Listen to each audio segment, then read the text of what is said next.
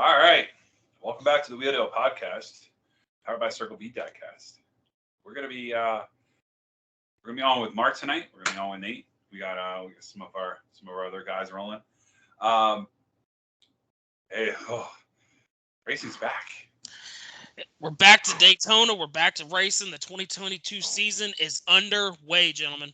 Wow. I just have to say, wow. I tell you what, I thought it was a good weekend of racing. Honestly, good variety throughout all three races. The duels were hit or miss. They were mostly bleh, but I mean, what do you There's a expect? reason for it, though. Yeah.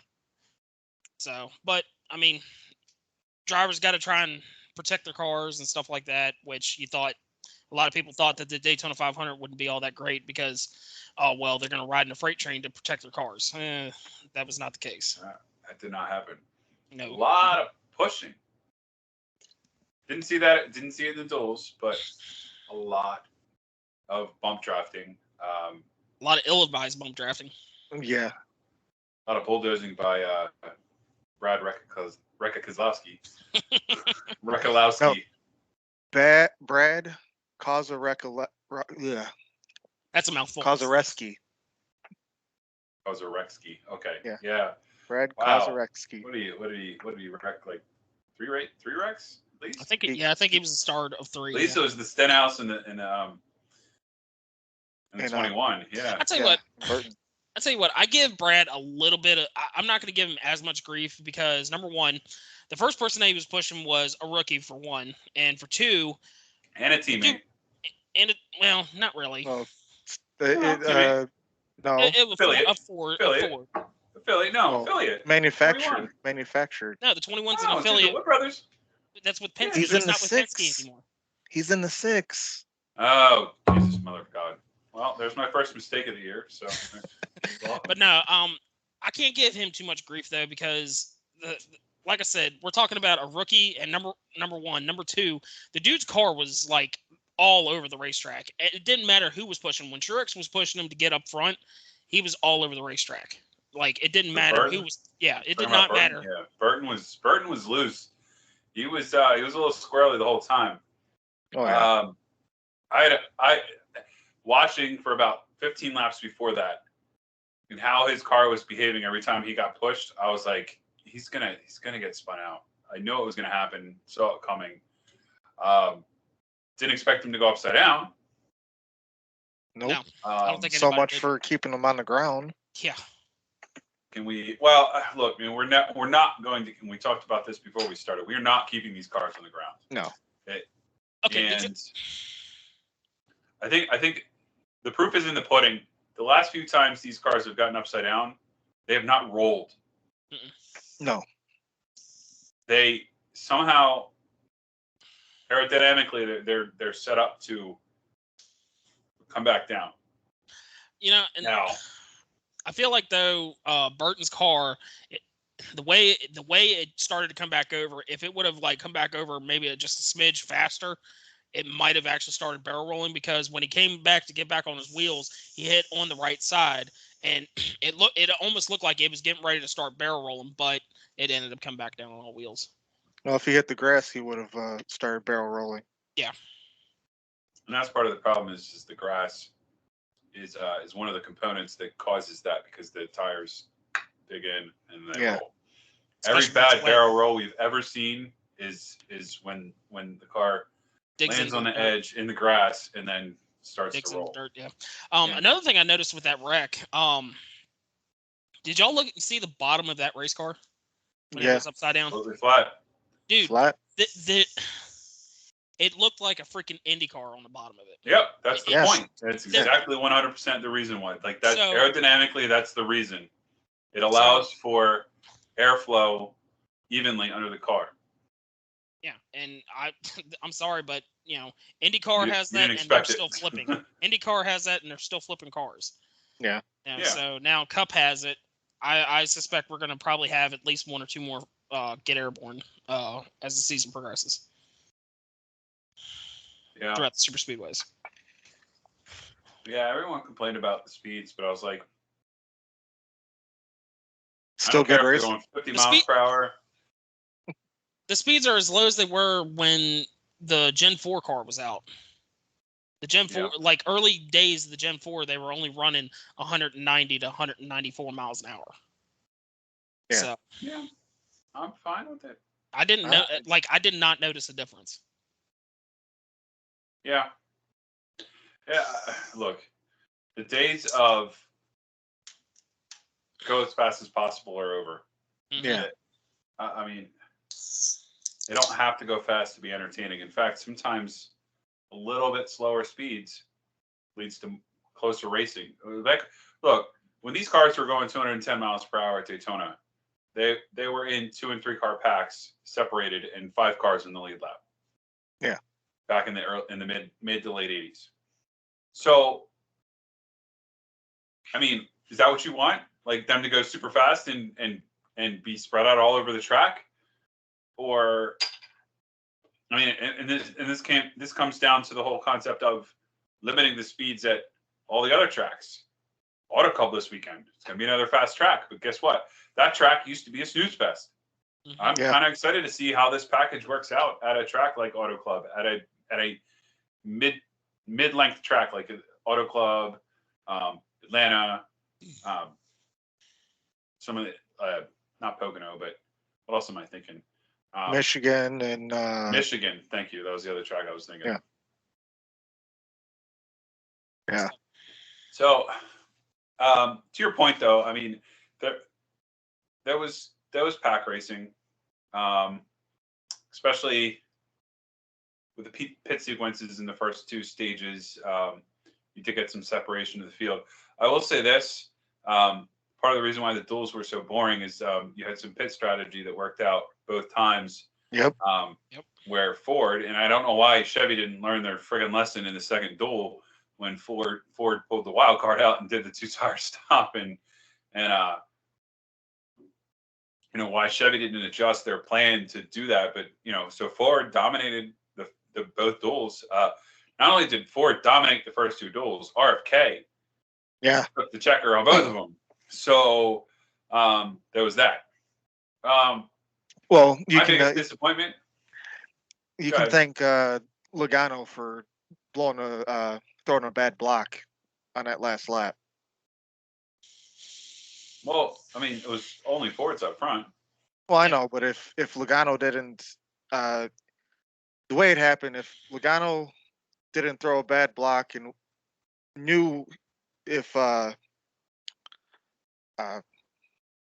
what's his name was coming down, Logano would have won. But honestly, he could have saved his car if he didn't throw the bad block either. I don't think Logano throwing a block was going to change anything. I do not think Logano was not going to win that race, because even if he hadn't thrown the bad block, Buescher still would have gotten side by side. He was going to have help to get around Logano. So I don't think it would have mattered. But Joey being Joey, throws another bad block at Daytona. Next gen Joe. You got to look at it this way, though, Joey, is the runs came a lot faster than these guys were used to. It didn't seem like Buescher had that much help.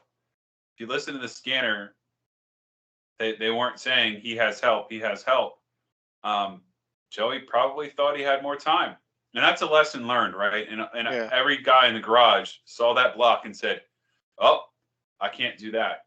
Yeah. Look, these guys are making decisions. Look, I can't stand Joey. I don't know why I'm defending him right now, but here I am doing what I hate doing, is defending Joey Logano. But I mean, I think that somebody was going to have to do that. Somebody was going to have to throw a bad block for everyone to realize, oh crap, these runs come fast. So you didn't see a lot of blocking on Sunday. You didn't. No. Everybody took that lesson and they put it in the memory bank and they said, okay, can't do that. The runs are coming too fast. Usually, remember on the super speedways last year and the year before, you basically see the guy out front swap between the 2 lines and take the energy from either one. They weren't doing that. And you know why? Because they remembered Joey Logano couldn't do it. And look, Joey's a good driver. As much as I can't stand him, he's a good, knowledgeable driver. He's good on super speedways. He's good at making the blocks and taking the energy on either side. He's done it in the past. They were coming too fast. That bump draft, boom, shot out like a friggin' cannon. Those guys were blowing like out into the lead. Yeah.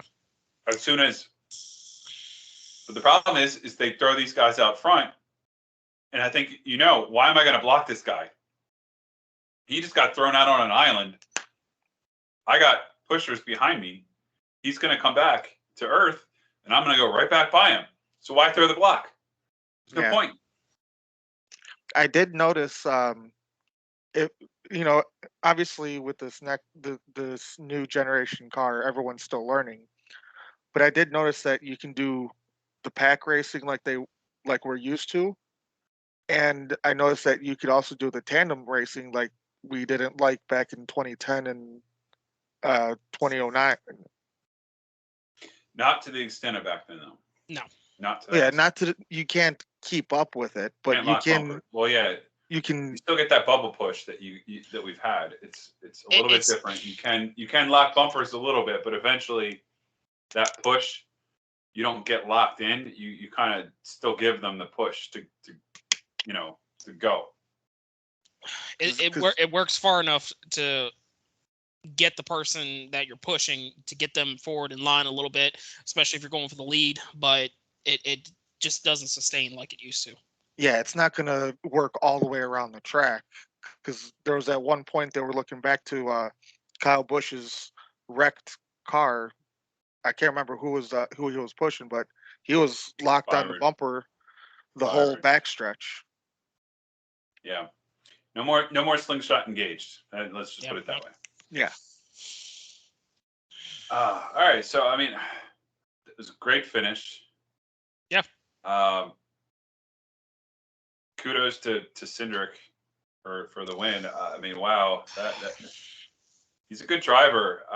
He is pretty much locked up Rookie of the Year already. First race of the season. I mean, so far, yeah. Well, look, you get a win. You make it the playoffs. You're locked. And the other guys don't. You're locked. You're locked in. Yeah. 2020. And fenderless Bubba, this close. Yeah, he definitely made it more like this close. Yeah, but he made it a little bit more interesting. If Cindric couldn't have gotten down and stalled Bubba's run, Bubba may have ended up winning the 500. Yeah. Did he really stall him, or did he literally? He forced him below the line. Bumped him. There was a tire rub. There was a tire rub. I tell you what, if Bubba would have turned around and somehow got by Cindric on that last lap, NASCAR fans would have lost their mind, because they would have been saying, "Oh well, he went below the yellow line. He was forced below the yellow line." Yeah, right. Well, I've been seeing that everywhere, and from what I've remember seeing, he touched the line. I don't remember seeing him pass that inner line. It doesn't matter. No, it does. If you get pushed below the yellow line, this happened 2 years ago with Chase Elliott. Well, yeah. If he's forced, they penalized him, and he rescinded it after there was a contention about it. Yeah, I don't think that there would have been an argument. Well, there would have been an argument, but I don't think that there would have been a valid argument. No, if he was the winner or not. I mean, look. I personally don't really hate Bubba. I'm not a huge fan of him. I used to be a fan of his. Look, he's friends with one of my drivers, so I don't hate him like some fans do. But at the same time, I kind of want to. If he's going to win a race, I kind of want his next win to not be a plate track. Yeah, you know what I mean. I want him to legitimately win a race and not validate your status. Validate your status. Yeah, and look, he can do it. He's pretty good at other tracks. So let him win on another track. He's pretty good. The problem is look, this is his second place finish at Daytona in the 500. Yeah. He's a damn good plate track racer. Mm-hmm.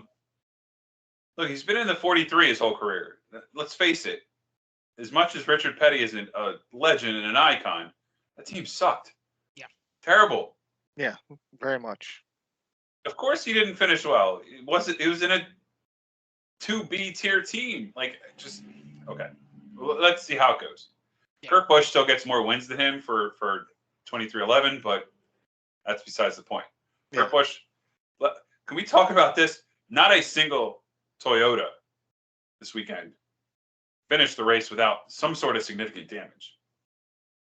Yeah, that is true. That is true. I want to talk about that for a second. Go back to the Disrespect is what it is, but I'm going to let you talk about it.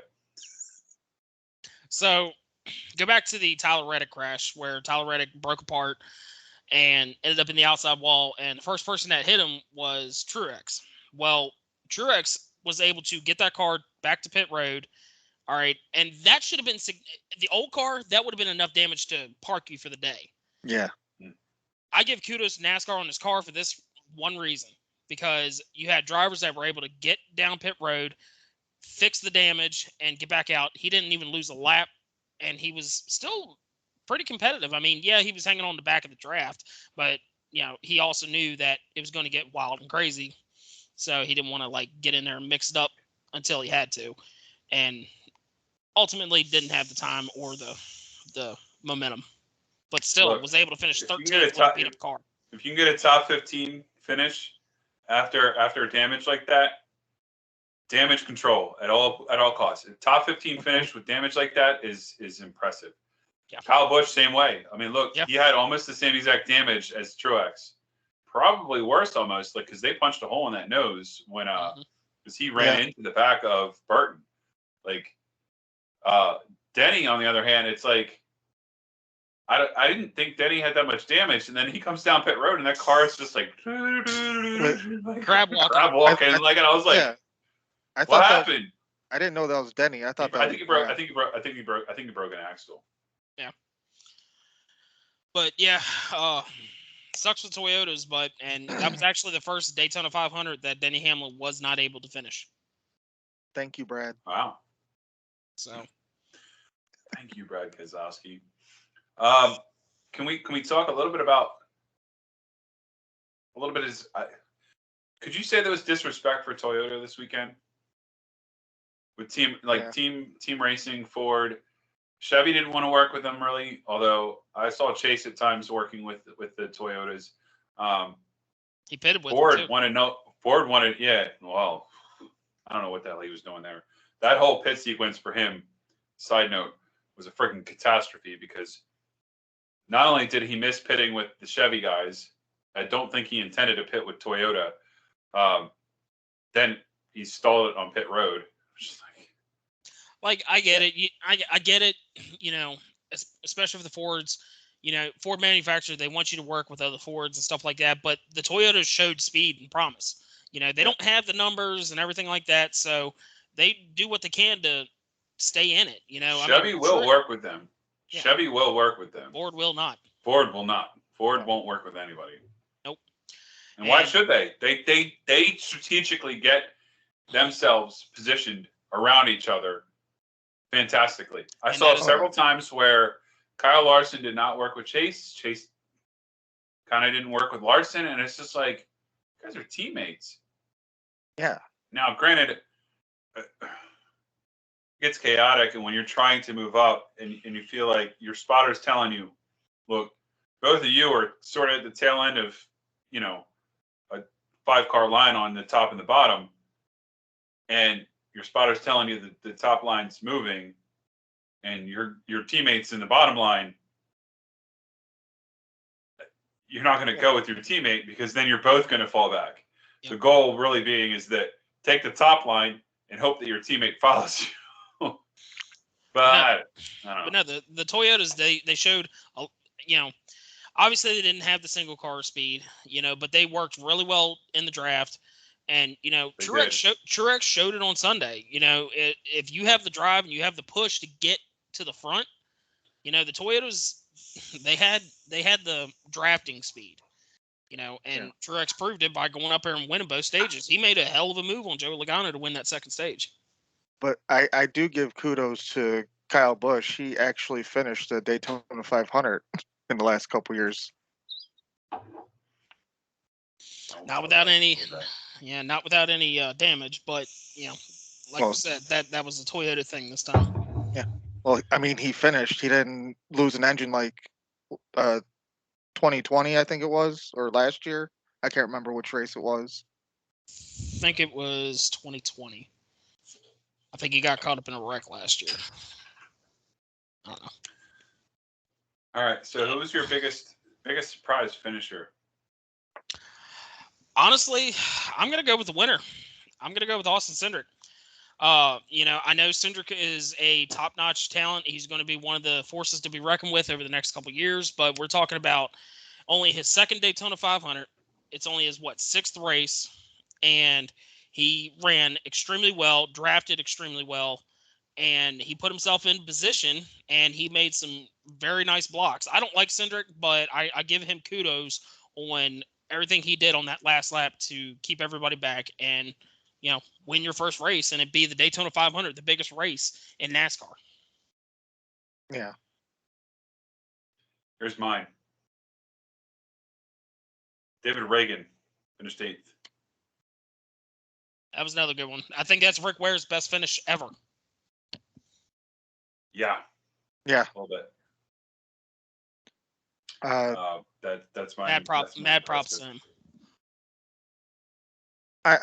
Mine. I'm just gonna. I know Bubba finished second in 2018, but just how aero that car was without a fender, how he moved with the cars in the draft without a fender. He just had no body after the front right tire. Well, no, he didn't have a passenger fender at all. That was just the nose that was right there on the passenger side. There was no front passenger fender. I thought it was behind the tire, but no, it was right on top of it. The fender was gone after. Majority of it was gone. Yeah, but those cars, I mean, just piece by piece like that. I mean, just how the aero they are without that fender is amazing. Yeah. I mean, same could go for Kyle Busch. He literally had a sail on the front of his car, giant tape job that they had done.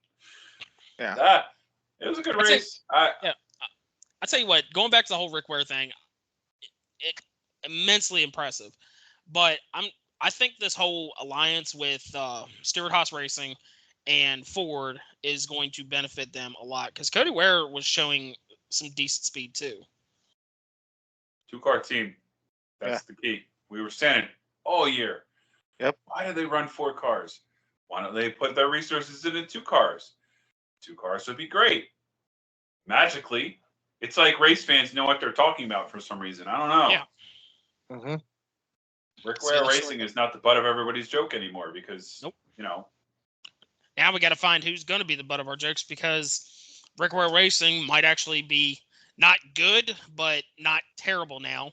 Quinn Half is no longer in Cup Racing, so now we got to figure out who the new butt of the joke's going to be this year. I'm sure we'll find out. Who the Half?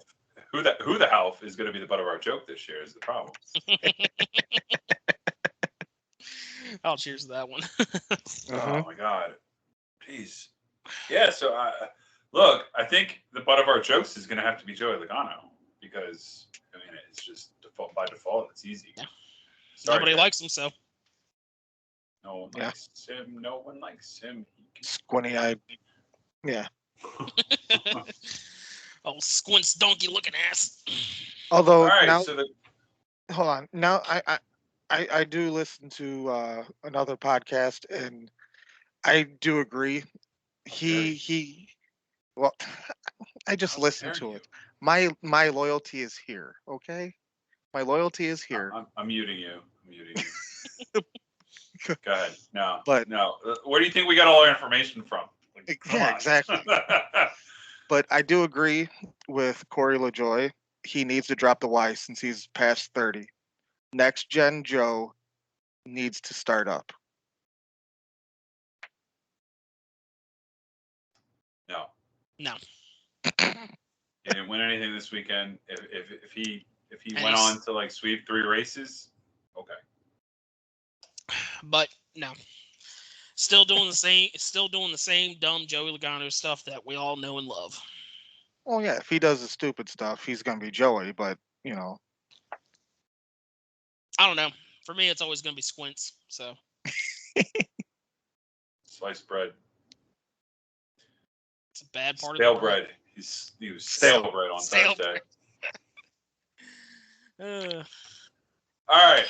So 500 was fantastic. So glad to have racing back. Yes. There was some other races this week. There was some good racing too. Yep. Let's start with the Xfinity race. Ooh. This is gonna be a big one to get into. Okay. Well, so let's fast forward a little bit because the beginning of the race was a snooze fest. Snooze fest. You can I mean, look.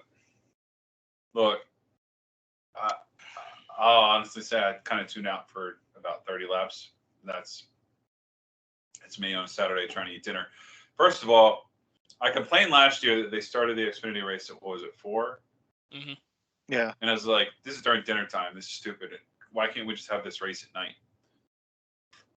Oh, so NASCAR listened to me and was like, oh, let's move it up an hour. No, it's not what I wanted. I want a later race. Yeah. So that you're not conflicting with family time. Like, Yep. Like, can I have some dinner with my family, for Christ's sake, on a Saturday? Like, I got shit to do. Like, I love racing, but at the same time, like, milk's not going to buy itself. Dinner's not going to feed itself to the kids. Like, come on, man. People have shit to do. 5 o'clock is not a good start time for a race. Nope. It's better than 4 o'clock, but at least we were able to have dinner, and I was like tune out for the race for a little bit, and then finish watching at like 7:30, afterwards. But it's like, look, I like my night racing.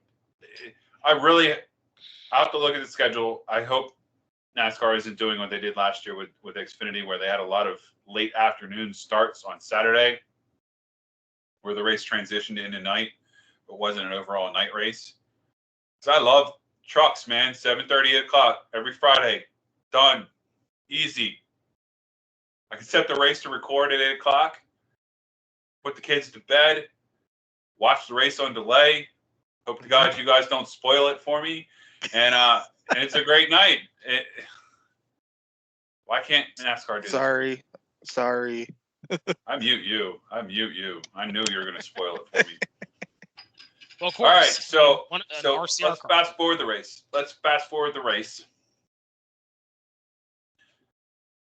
Overall, I mean, the racing was good, but there was a lot of train racing. They were really, I think, trying to just get to the end of the race. There was more train racing in the Xfinity race than there was a cup race. Yes, there was. Yeah, that's the biggest shock. Well, what was funny is last year, I said, oh man, I hope there's no train racing like this in the cup race tomorrow. And sure enough, it was worse in the cup race than it was in the Xfinity race last year. So kudos to the cup folks for not having that this year. I think that went without kind of fanfare, is that, look, there wasn't as much train racing in the cup race this year as there was last year. Yeah. It really wasn't. Xfinity cars, I mean, they can make moves. They seem to be able to race side by side a little bit better, but they don't like to. They don't want to, because they know that those guys are aggressive. But at the same time, they don't want to be aggressive until they need to be aggressive. Right. And which is different than the trucks, which we'll get to. So not a lot of time left in the race, and a lot of pushing and shoving started, and mayhem. Things happened. Yeah. Mark, I'll let you describe it, since it was your Jordan Anderson driver. Oh man. You take us through. Wow. I don't remember who was behind Myatt, but he was getting pushed and shoved and everything down the line, down the backstretch, and just hit him right. He took that right into the wall and flipped and caught the catch fence. There was no engine, no rear end, no tires. It was just the centerpiece of the car. And I would like to give kudos to NASCAR and Jordan Anderson Racing for safety and keeping that car like how it was. Yeah. He got out on his own power, went to the infield care center, released. He did say he tweeted out later that he did have a leg injury, but he is cleared for Auto Club this weekend. Okay, good.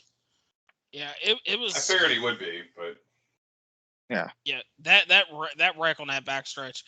I was in the middle of dinner, and me being the typical NASCAR fan, I'm gonna have it sitting on my phone while I'm eating dinner, and I just. Are you at a restaurant, or are you? I was at a restaurant. I was at a Longhorn when this happened. How dare you not go to a restaurant where the race is on television?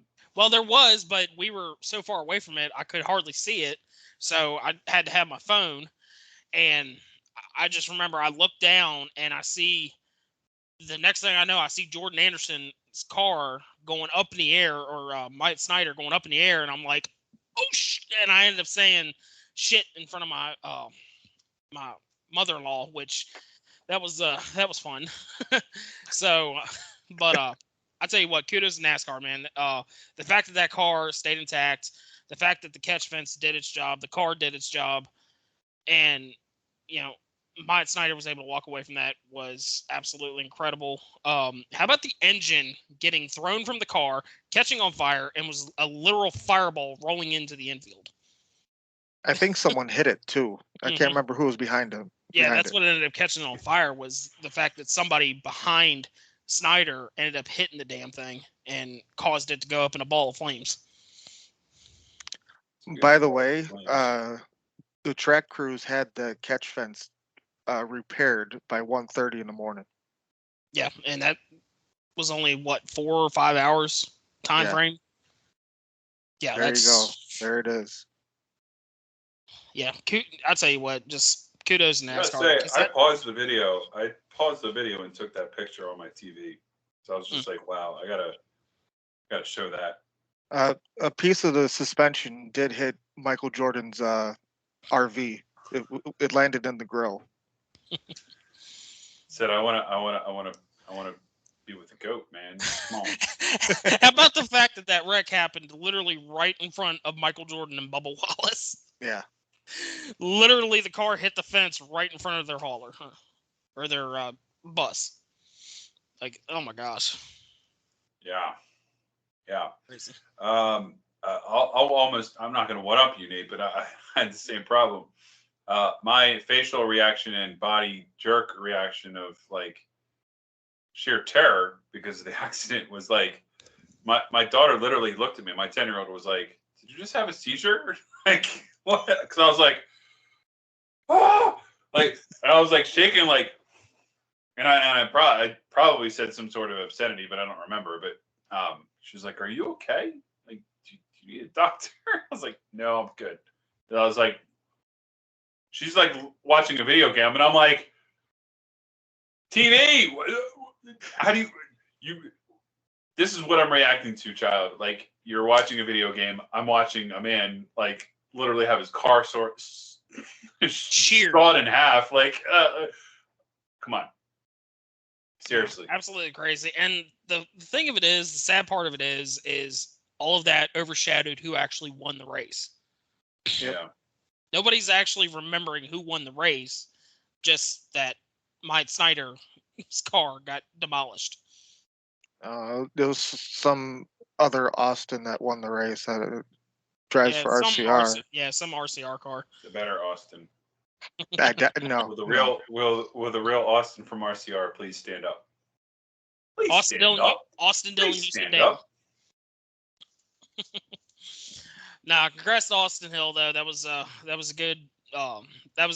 good move he made there on the last lap to get by AJ Allmendinger. There was a lot of controversy with the caution. A lot of people stood back and said AJ should have been declared the winner, but from my vantage point, when the caution came out, Austin Hill was in front of AJ Allmendinger. Yep. There's your winner. See, and I forgot what I was arguing about, but they were so quick to throw that caution in the Xfinity race.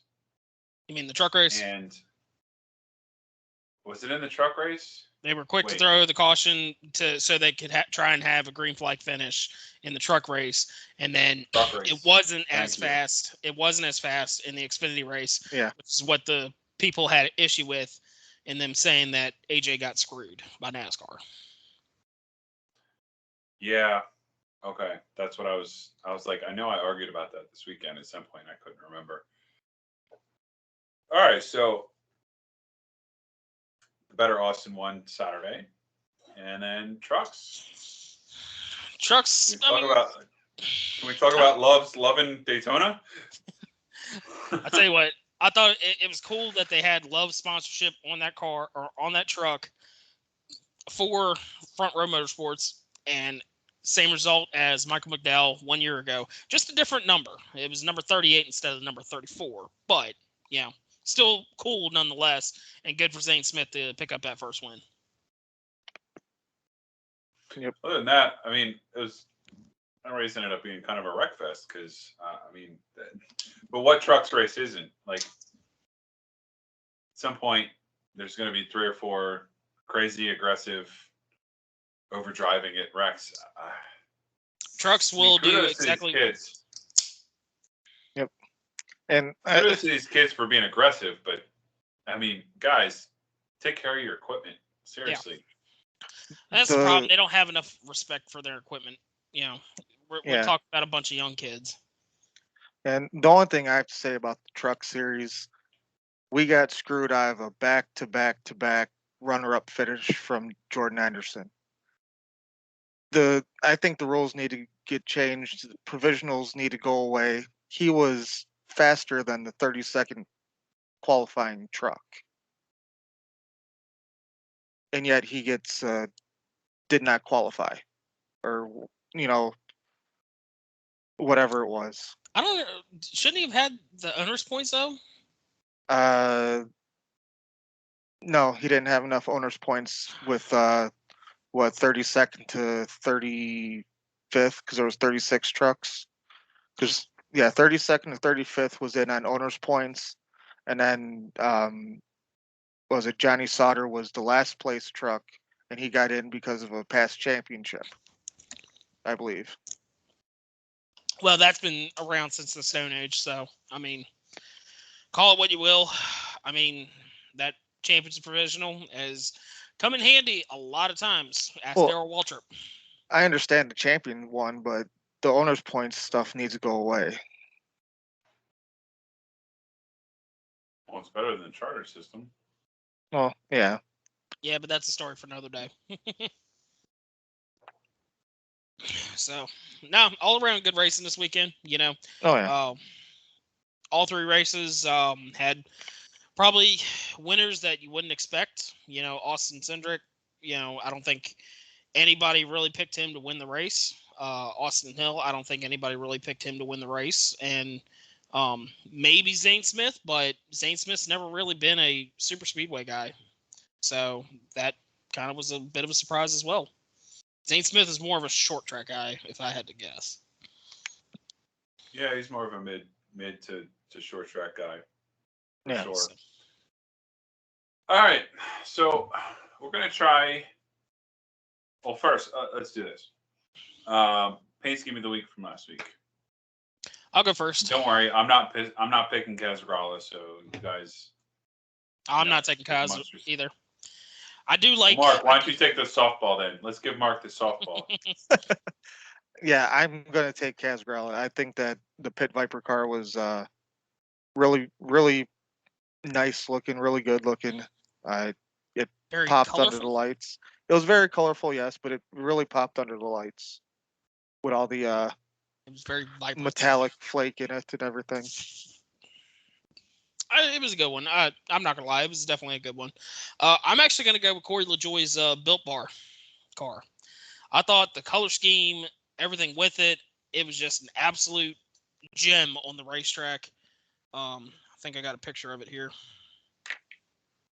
Yeah, I like the powder blue color. Yeah. No, it's not. Here, I got it. Here, I got it. Thank you. Yeah, I Only thing that would have been better is if he would have put his face on there, biting down on a Built Bar like he did at the August Daytona race last year. That would have been the icing on the cake for that one. Yeah. But it was a good scheme. I'm gonna say Ty Dillon's Black Rifle coffee car. This one. That looked. Wait, Oh, no. That wasn't it. No, that was not it. There we go. Yeah, that one. Yeah, looked I good do like too. that one. I do like that one. Yeah. And I like Black Rifle coffee, so I mean, I like the kind of the army green with the black. It's nice. I haven't Ty tried Dillon it yet. 'cause he's even worse than Austin, but Austin's the better Black brother. Rifle coffee is fantastic. It is expensive. I'm surprised they haven't done But a it's good. primary. I'm surprised they haven't done a primary with Noah.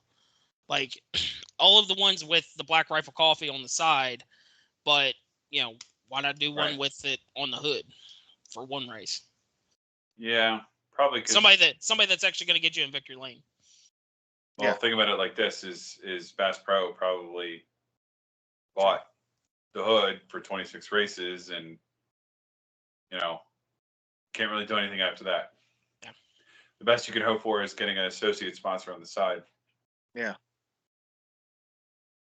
I mean, that's part of the problem too. Is like they have to sign these contracts, but at the same time, they can't really do.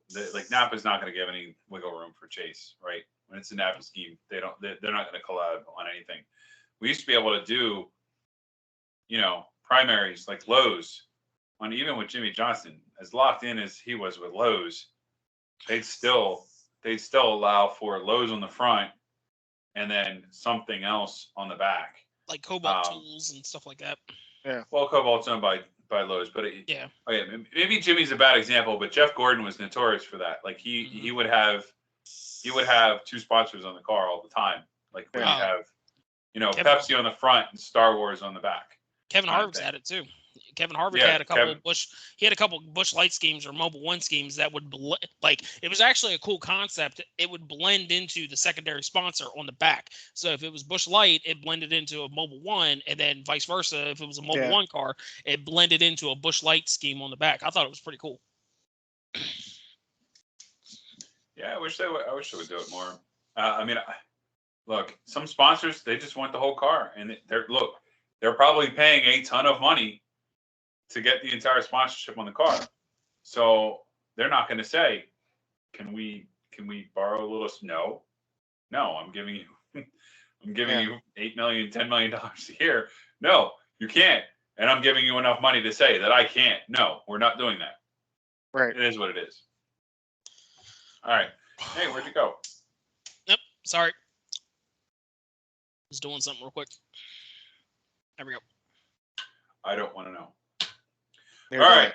Let's pull my dip out. Let's do this. Well, I'm actually glad you turned the video off for that. All right. So, new segment we're going to try today. I came Auto up Club with it. coming up next week. I know, Nate. You didn't have to toot your own horn. I was gonna give it to you. Yeah. This is actually a really good idea.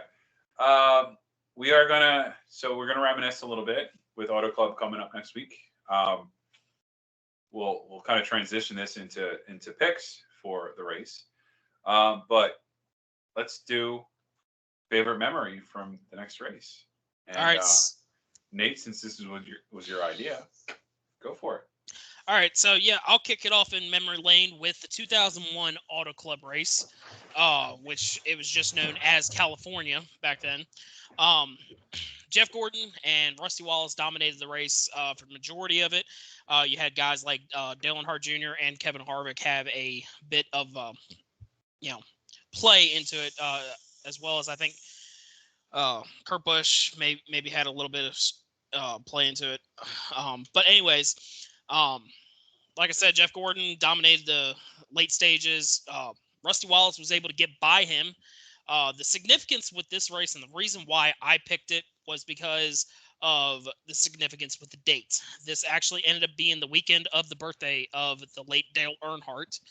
And Rusty Wallace stood back and said at Rockingham that he had hoped that he would win because he had something for old Ironhead. And the tribute that he did, as Rusty Wallace ended up winning the race in California, the tribute that he had for Dale Earnhardt was after he took the checker flag, he came back around with a large number 3 flag and rode around the racetrack with that number 3 flag. Very awesome tribute. And it was kind of it was really cool, especially with the fact that Dale Earnhardt Jr. was not going to try and let his father's birthday go by without trying to make some noise and trying to win the race. Especially since Earnhardt Jr. was not the best at California. Wasn't one of his better racetracks, but it was a very good memory, a very good race. As a lot of races in 2001, especially in the beginning of the season, were, a lot of close finishes, a lot of close battles, and this just pure example of it with Rusty Wallace taking the checker flag over Jeff Gordon. Yeah, and going to what you said, the way Rusty did the tribute to Senior was the same exact way Senior did when Davey passed. Yeah, Davey and Allen. Remember at the end of the Atlanta race, after Earnhardt had already claimed the checker flag, after Earnhardt claimed the championship, which was only his 6th championship, him and Rusty Wallace, who won the race in Atlanta, but did not have enough points to beat Earnhardt, which a lot of people attribute to the Talladega crash for that one. But both of them grabbed. One had the Davey Allison flag, which I think Earnhardt had the Davey flag, and I think Rusty had the Alan Kulwicki flag. Both of them did a Polish victory lap with those flags, which was very awesome. Yes. Love the tribute, and like I said, I love the tribute that Rusty Wallace paid to Earnhardt for this one. Still hits hard today. Not seeing Dale Earnhardt around the racetrack. Yeah. So. Yeah, I don't know how many more years we would have seen him around the track, like on track, but he certainly would have been involved heavily. A couple years. Petty is today. I say 2004 may have been his last season, maybe 2003, but irregardless, awesome tribute by Rusty Wallace, and that is my memory lane pick for Auto Club Speedway. All right, Mark. So he rewound all the way back to 2001. Mark, you want to do your shorter rewind? Yeah, Not there's anything wrong with it. It was a good race. No. It was a really good race. I don't have in-depth explanation like Nate does, but I honestly I really didn't watch much Auto Club races. Only the best one that I seen was 2020. Yeah, there was a lot of it was a big margin of victory for Alex Bowman, but at the end of that race, Blaney used up his tires and ended up pitting 3 laps to go, which gave Kyle Busch the 2nd place, and he was coming fast. If they had more time, Kyle would have overtaken Alex, but ended up finishing 2nd by 7.5 seconds, I believe. Yeah, and that's kind of what happens with Auto Club. You either get a close race, or you start at the end of the race, or you get a lot of strategy and you kind of get the off sequence, and somebody wins by 6, 7, 8 seconds. That's how this guy ended up winning it. And so I'm going to rewind back to 2014, and so with about 10 laps to go, Jimmy Johnson was leading. Blows the tire. Blows a right front tire or left front tire, has to pit. Jeff Gordon assumes the lead. So with about 8 laps to go, Brad Keselowski loses the left rear, has to pit. About a lap later, Marcus Ambrose in the 9 car blows the left rear tire, has to pit. Starting to hear a trend here, and these guys were only on tires for about 25 laps, and so tires were a big issue that year at Auto Club. And then with about 3 laps to go, push came to shove. Kyle Busch was racing with Clint Bowyer for 2nd, and Clint blows the left rear tire. And He was up the track. He was trying to woe it down. I think he was trying to get into the pits because it was coming out of turn 3 into turn 4, and loses control of the car, spins. Gaution comes out, and so really weird, kind of weird finish. Well, some guys take 2, some guys take 4, some guys didn't pit. Reed Sorensen doesn't pit, so he restarts in the lead. Kurt Busch took 2, Tony Stewart took 2, and I think Matt Kenseth took 2, and a couple others. And then you had freight train of four tire takers with Kyle Busch, Kyle Larson, and a few others, and chaos ensued. 3 wide, right into turn 1. At one point I think it was 4 wide. Kurt gets out to the lead, passes. He's battling with Tony Stewart a little bit.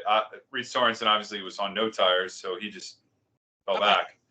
Yeah, so fortunately he got out of the way. He wasn't really a factor.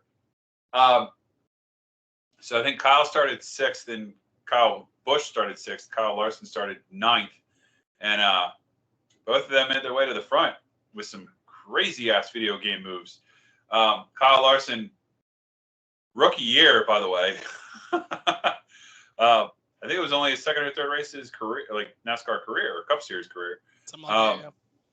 He gets up in there and literally threads the needle and just seriously, before you ever heard the term from Dale Jr., slide job, absolutely fucking slide jobs Tony Stewart. Probably to this day why Tony Stewart has so much respect for Kyle. He loves that kid. Totally slide jobs Tony and gets in and slides in between him and Kyle Busch, and him and Kyle fight to the line. Kyle ended up throwing a really good block down and coming out of turn 4 and won that race. But damn, I think Kyle Larson had another lap. He'd have figured out a way around to get Kyle Busch. That would have been, he would have almost pulled like Austin Cindric early in his career, rookie year, would have won a race. Yeah, which he's won later. He had battled Kyle the day before in the Xfinity race, and I think Kyle Larson won that race. So he was trying to sweep the weekend as a rookie. Yeah. So yeah, that was definitely a good one. It was a crazy one, to say the least. So that was a good pick. I think all 3 were actually really good picks.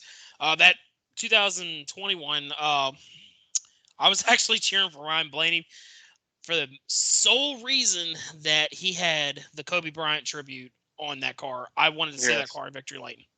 I was happy for Alex Bowman. He, I think, more so proved that he belonged in the Cup Series with that race than he did when he won Chicagoland the year before. Yep. So kudos to Alex Bowman for that one. Yeah, I think those were 3 good picks, gentlemen. All right. So, speaking of picks for Auto Club. Ooh, yeah. I'm ready. Who wins this weekend? We're past Daytona now. It's on to some real racetracks. Let's do this. No more wild card racing. No more literally just pick a name out of a hat. This time it's who's going to be the best. Who is best at Auto Club. We all know the players that could be in it. You're going to have guys like Kyle Busch, Kyle Larson, got all those guys like that going to be running for it. Greg, why don't you start it off? Well, hold on. No, I'm starting off. I know. I announce these things. Come on, now you know this works. Yes. Hold on. I figured I'd give him the shot for the first one this time. Well, yeah. Well, hold on. He can start his picks first, but can I go over last week? Okay, fine. Because we're keeping up with this. Yeah. So, I mean, we're keeping up with that. Let's do it at the end. Okay. Gotcha. Yeah. I got you. Yeah, we got to keep track of it for sure. Oh yeah, definitely. All right. So there was one racetrack that was not on the schedule last season. That's on the schedule this season. That has historically been on the schedule. Kyle Larson won at every single racetrack last year. I mean, kid's pretty damn good at these types of tracks. Very similar to a Michigan almost. Kyle Larson is my pick. Pretty easy. It's not like we can't it's not like I'm picking him and you guys can't pick him. Yeah. I'm just going by trends and his style of racing. This is a track that suits him. A lot of lanes. You can run up top if you want to, like just total Kyle Larson thing. So he's my pick. Dark horse.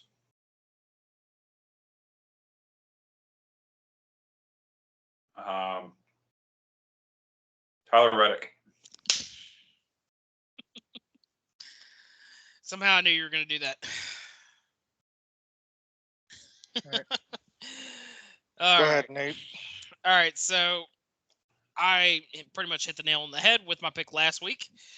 Had old Brad K. He may have had to be a wrecking ball in order to get the finish that he did, but pretty solid. This week, I am going to go with my winner choice being Kyle Busch.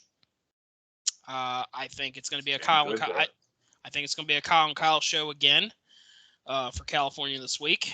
And I also am going to go with Tyler Reddick as my dark horse. Tyler Reddick loves these type of racetracks. Be wide open up on the outside. That is a Tyler Reddick type thing and a Kyle Larson type thing. So Tyler Reddick, good choice, Greg. I'm going to second that. Tyler Reddick as my.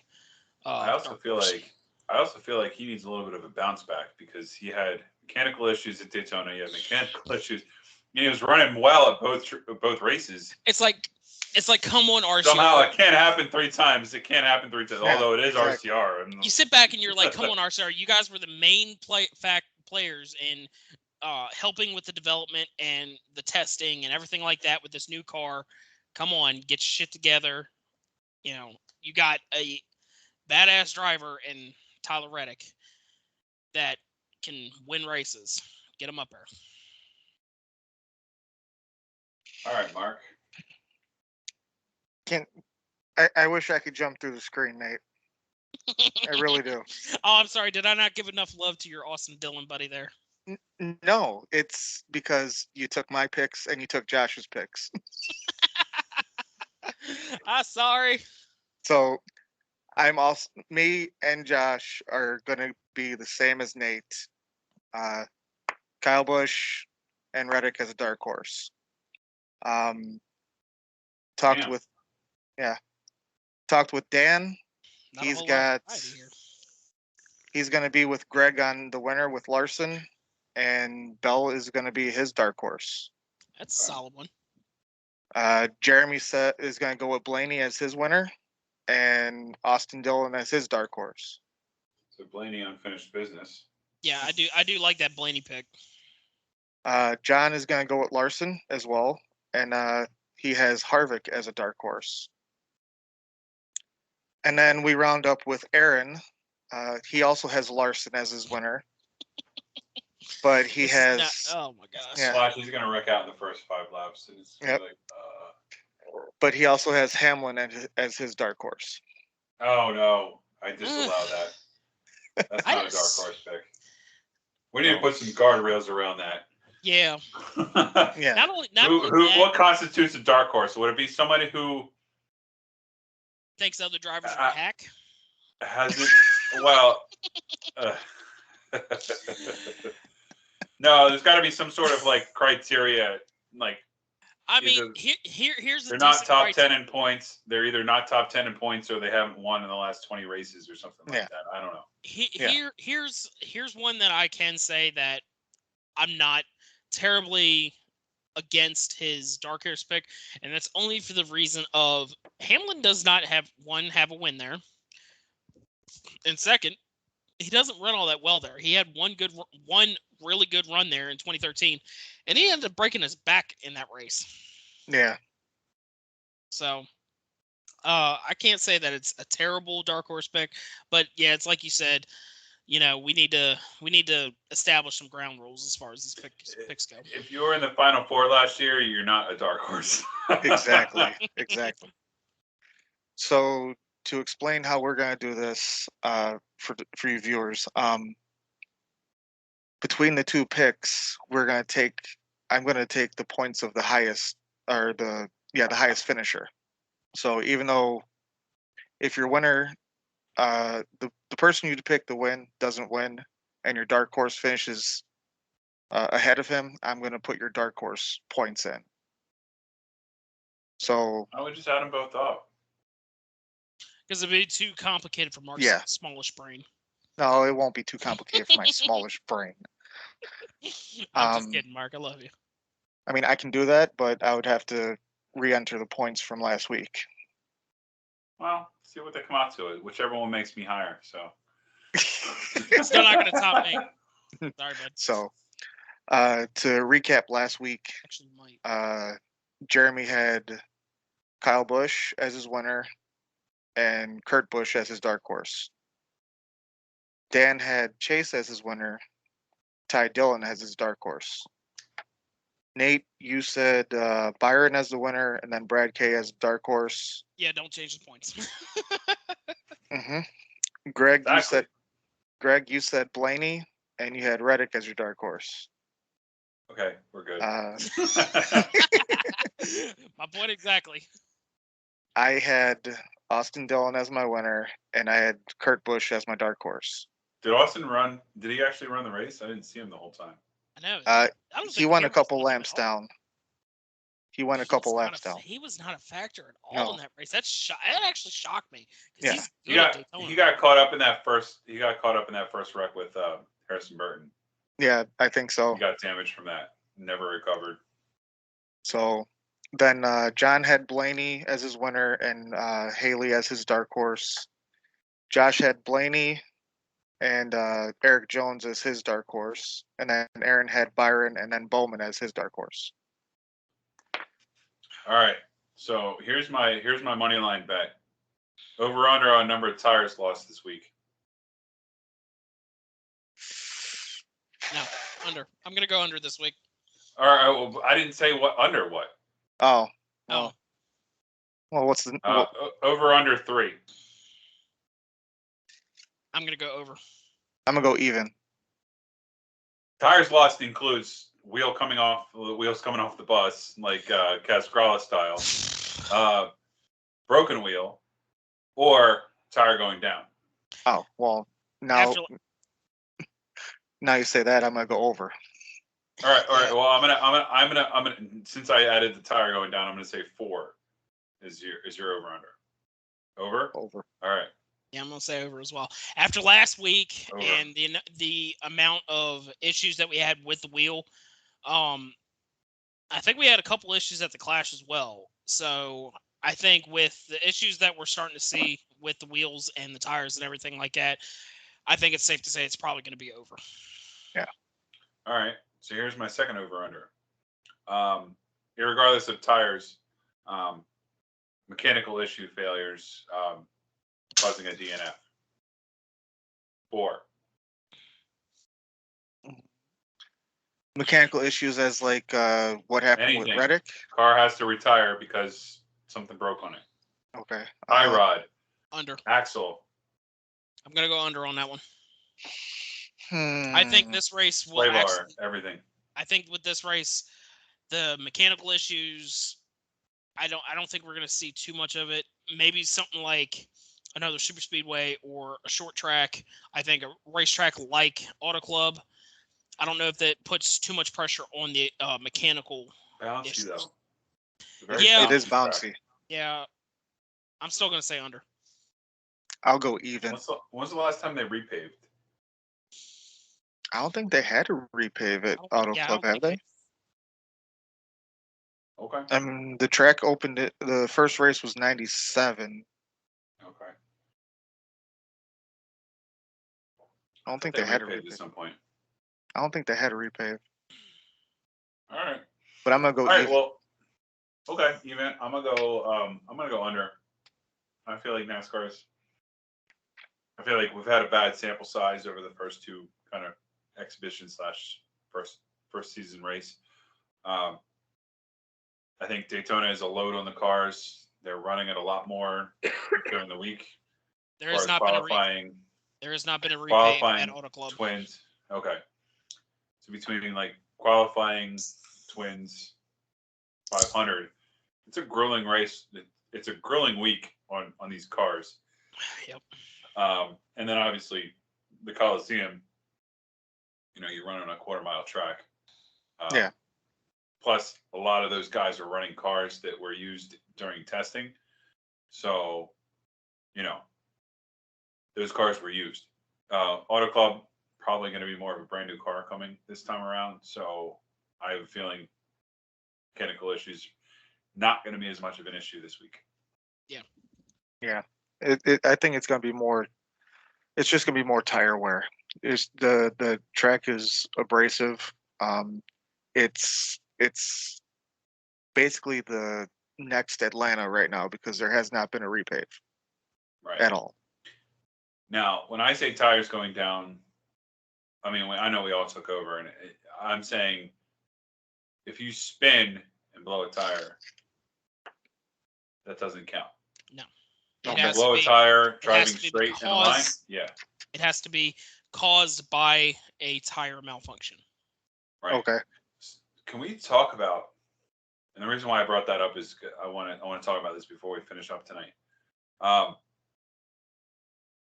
These guys blow a tire right now, they can't get back to pit road. How much of an effect is that going to have on everything? I mean, it's gonna be wild because I mean you look at the wreck that was caused when Tyler Reddick had a parts failure, because when Joey Logano flat spot or when he blew those two left side tires, he was stuck in the grass. And It didn't rain, anything. He was stuck. When Austin Cindric blew his rear tires out when he did his burnout, he was stuck. So I think there's an underlying issue here with that. Yeah. Right.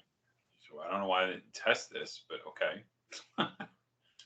Like, have somebody go out there, do a burnout or something. Do something to where it's going to cause the tires to blow, so we could try and figure, because that part's got to be that's got to be figured out. Yeah. Because if a driver ends up blowing a couple tires out from spinning, like Joey Logano did at Daytona, and they end up stuck, no damage to the car, because Logano didn't hit anybody. He hit no one in that crash. Right. But he ended up, I don't remember if he went a lap down or not, but he was a non-factor the rest of the race. And it was because he got stuck, because he couldn't move. So that is definitely an underlying issue that they need to look at. Yeah. All right. So looking forward to race number 2 this weekend, and we'll get there. So thank you for joining tonight. I appreciate it, and thank you, Mark and Nate, for getting on. And don't forget, wash your hands, watch your short track racing, watch whatever racing neighbors. You want. Kind to your neighbors, yeah. And you know what? We don't have to wear masks anymore. This is awesome. And if your local track is going, support your local track. Yeah. See, that's ramping up soon. Ooh. Got World of Outlaws going. I have a shout out real quick, please. Sure. So a buddy of mine actually was racing in the ARCA Menard series this past weekend at Daytona. I wanted to give him a shout out. Christian Rose drove the number 42 West Virginia Tourism Chevrolet. Did not have the greatest of finishing positions, but I mean, it's ARCA at Daytona, so it got really spread out, and he was typically in the second pack, but it was his first race at Daytona, and he did not crash the car or anything. He actually had a very clean race. So kudos to you, Christian. I hope you are watching this, man. Good job on the solid finish. Yeah. ARCA's a good series, man. I wish there was a lot less parity. Yeah. Yeah. So. That the two top teams. Yeah. Hopefully they get that better. Yeah. Yeah. All right. Well, thank you to Circle B as usual for your affiliate sponsorship, and we'll see you guys next week. Remember, use the promo code The Wheel Deal to get zero shipping. Zero shipping. Over $20 on anything over $20. Yep. Cool. Yep. All right. Thank you guys. Peace, guys.